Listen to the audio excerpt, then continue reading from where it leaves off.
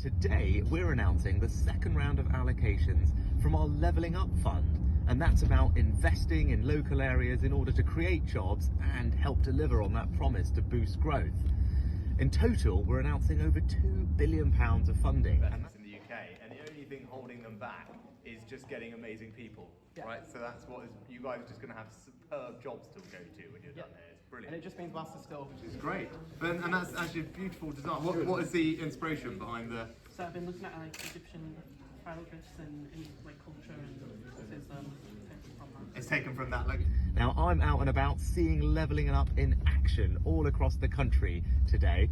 So from Crossrail in Cardiff to Ferry in Fair Isle, we're building on the almost £2 billion and 100 projects we've already funded previously in this fund. Now, you can follow my progress as I go around the country today here online, or alternatively, go to the government's Levelling Up website where you can see an interactive map of everything that we're doing. You travel an hour to get here every day. So the area is